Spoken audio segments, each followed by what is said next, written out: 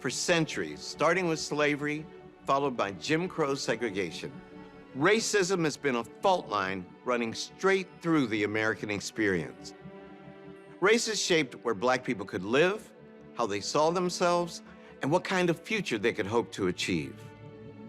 But remarkably, Black people survived the strictures of racism by creating their own world, a sepia world, a nexus of formal and informal spaces by us and for us.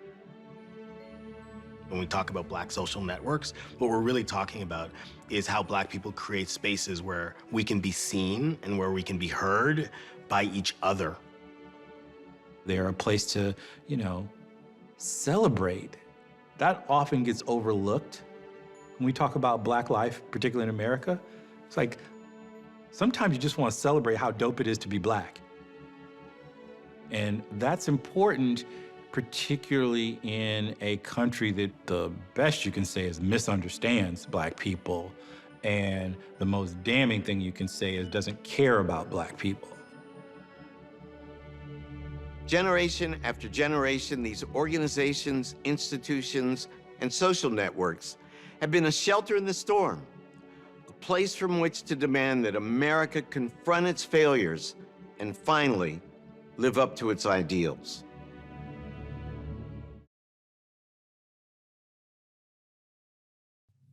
Stacey Holman, welcome back to American Black Journal. Thank you for having me back. This is great, Stephen. Thanks. So it's great to have you here to talk about this latest work. Tell us about Making Black America. Well, this is obviously the brainchild of Professor Henry Louis Gates, who I'll defer to as Skip probably throughout the actual interview.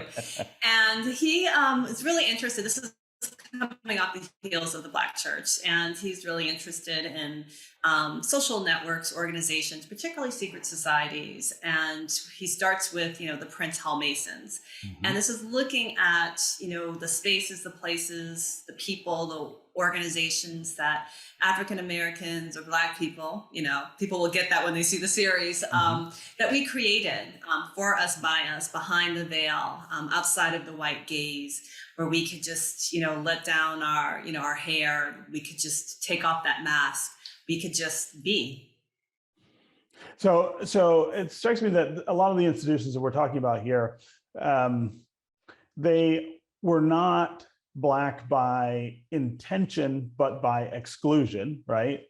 We were left out of lots of things for a lot of time and had to create our own spaces. But in modern America, I think they are Black by intention. We preserve these spaces, we celebrate them, and we build them up because they have value and importance far beyond the exclusion that forced us to create them in the first place. And sometimes that's hard for people who aren't part of our community to understand. But I think for all of us, it's crystal clear, right? We need these spaces. Yeah, we do. I mean, it's, we need that time to kind of step aside. And I think you talk about, networks of today, I mean, and spaces and even creative outlets, look at hip hop. I mean, that was created, by us. Also too, you look at Black Lives Matter, that was built, by, a group of women, founded by a group of women out of a need. And then even going back during the Depression, rent parties, this economic, informal economy that Black people created, because in some instances it wasn't, actually, open to us. But in the cases of hair products, we needed to have, Black women need their hair done. So, that was built out of a need. Yeah. We will ever need our hair done.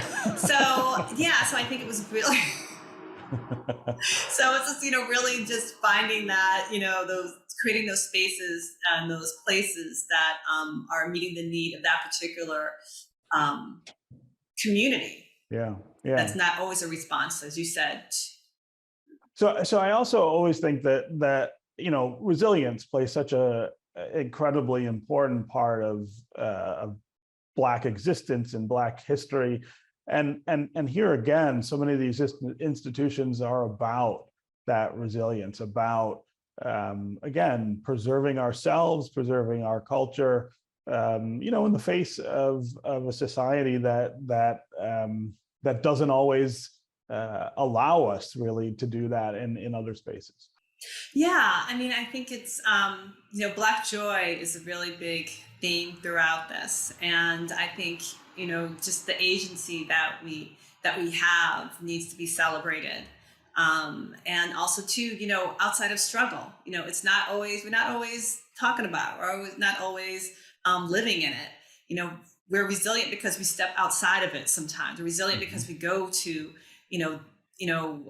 play a game of Midwest, we're resilient because we go to, our book club because we can talk about, this book that moved us, we're resilient because, we have creative spaces, whether it's reading a book by Toni Morrison to kind of take us, through this world and take us through a lens. So these feed into that resilience. And just as the Black church, these also speak to that resilience. Yeah. So tell me about some of your favorite parts of the series. Oh my gosh, that is like, what's your favorite child? No, there's a lot of great moments. I'll kind of go through the different hours, but for hour one, we have in the literary in quotes setting, Andre Holland reading the words of French poet Les Senels, one of the earliest books written by a Black person. And yes, Black people spoke French fluently. Yeah. But just the Black love sequence, just really for me, that section always just pulls at my heartstrings. Also, I think that in Black women, I think, are dominating hour two. We have Magdalena Walker with, the Penny Savings Bank. That was just empowering. Yeah. And we also do a nod to, another thing is the nod that we do to Ebony magazine. And most of us know from generation, we used to get the big, poster size of Ebony magazine and, the tiny size of Jet. Yeah. But that was just so nostalgic for me. And then just, the last hour, I think there's just, a lot of gems in there as well, but definitely, looking at the rent parties, but looking at hip hop, and even just our last point about just Black joy. Yeah. That's funny you mentioned Ebony. You think about in this day and age, what it costs to print that thing in full color at that size and then put it in the mail and send it all across the company. Exactly. Do it. I don't know. It is. So I wonder what you want people to take away from all this work, both Black people and other populations who don't share our experience in history. Well, for Black people, I just want them to just smile. I just want us to just kind of take a moment and just sit back and just reflect. I want them to feel encouraged and empowered. I think it's definitely going to be a nostalgia moment for a lot, but it's also going to be probably a learning moment for another generation that may not know about some of these spaces. I know for me, there's a lot that I didn't learn, but I just want people just to kind of savor that, it's, joys in the midst, in the midst of the struggle, joys in the midst of the suffering. For those who are outside of our circle, I think it's just a testimony of that Black folks existed, to that point of struggle. It wasn't always about, the man oppressing us. It wasn't always about, we had a life, we had joy, the African-American experience is huge. And it's not just that narrow space.